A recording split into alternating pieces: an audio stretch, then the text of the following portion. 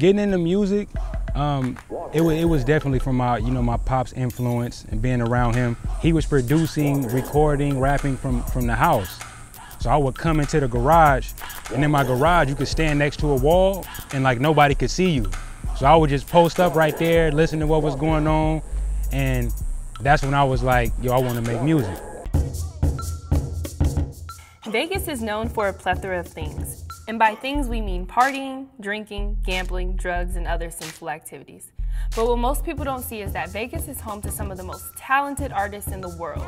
From music, to pottery making, to fashion designers, and everything in between, we will open up a universe of undiscovered talent here in Las Vegas, all while touring some of the local areas that have influenced and shaped each artist. So join my friends and I on this real tour of Vegas as we meet some of the artists who are shaping the creative culture here. So we are here at Cheyenne High School with T.Rabb, and I wanted to bring him back to his high school because he has a very interesting story on why Cheyenne is such a significant place for him. So tell us a little bit about Cheyenne High School.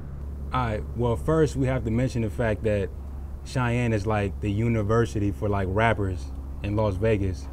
A lot of great rappers came through this school, heavy battle culture, and this was the first place I started to like sell my CDs. First time I really was having rap battles and all of that like that. So I wouldn't be who I was without this high school. Right. And so where did most of the rap battles take place? Usually it was sometimes in the lunchroom, most of the time in the parking lot after school. How haven't you heard of this flow that's unheard of? Like these crooked cops, I'm consistent with the murder. They killing niggas on the streets, I'm killing niggas on the beats, but it's ironic that we both got your hands in the air and knocking niggas off their feet. It wasn't until my senior year I was like that nigga, like as far as the rapping shit. Cause like I said, it was a lot of rappers who came through here, so when you was younger trying to rap with them, that shit was not happening. But what we would do is after school, people would come from different schools and pretty much was whoever was like that nigga at the school at the time. So I was the nigga, they would come from different schools to battle me.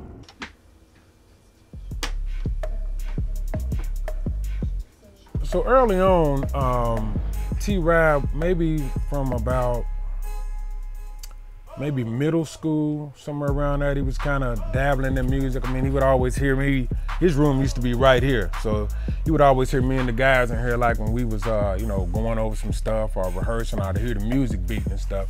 Probably around 14 is when I was like, you're getting pretty good. He was going into the high school, but I think before that, we just kind of took it as, he playing around, it's just something for him to do. But when I started seeing his skill set and what he was about, and as he got older, I'm like, he's taking it more and more serious. This isn't something that's starting to fade away. How has North Las Vegas shaped you as an artist?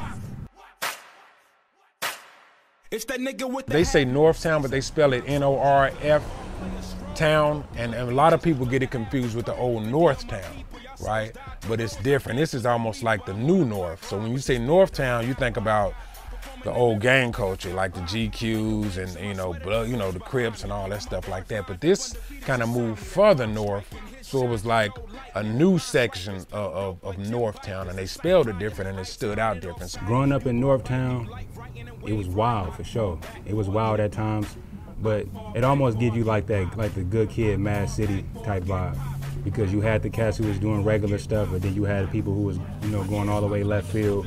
It was tough. I grew up, I should say, late 80s, early 90s.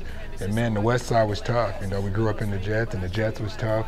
But it allowed us to become who we are now. We was able to really bond together as a family. We became strong knit. And it's good to say that the entire family made it out of a situation that was pretty tough. I remember when he first started making music and he made a song that, it had a strong bass line. And it came on with Northtown, and we was like, what? Like, man, turn that shit off, bro. Like, that gets no burn over here. Are you kidding me? But for sure, we know he grew up over there in Northtown, so it was kind of important that he stuck to himself. Being raised in the North had a big impact on Rabb's career, his style and everything. He got around, another breed of MCs. You know, you got cats, you know, like T.Rabb and the whole, you know, that whole movement of guys. You learn a lot being out here, and it's going to have an effect on who you are. So Northtown that's who I am. You know what I mean? It's made me the artist that I become. Run with it, yeah, I'm top 5 who on what with it. Y'all better get it together. I walked in this hole with the hawk with me. You better watch how you talk to me. Leave his head on the dresser. So we are at Civilian inside of Container Park right now. I'm sitting here with T.Rabb. And I just want to know, what role does Civilian play in your musical career? Okay, so my first story of Civilian that I remember, you actually was at the show, I was telling you about this. I was performing at the Dunk Exchange, and this company in Seattle bought a table, wanted me to perform for their, sponsor their little event. So I come to perform, and they're not even there.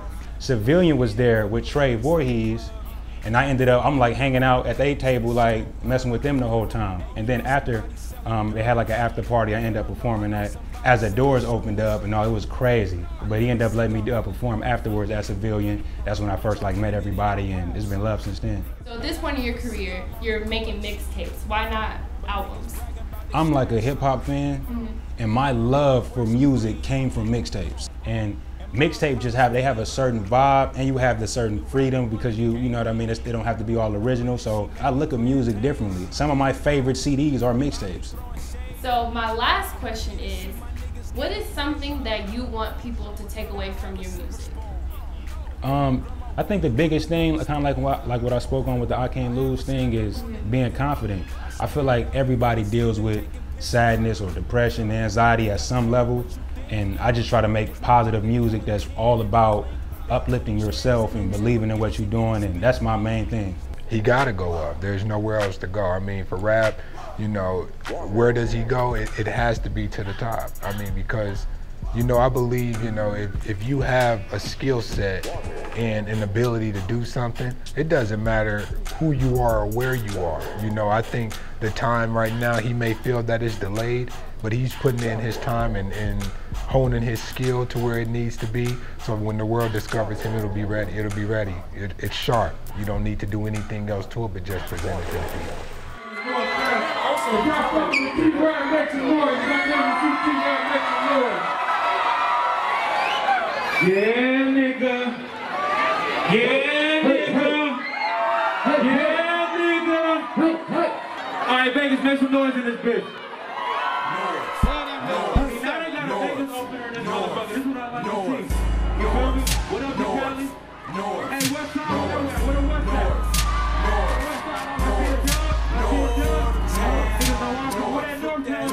North.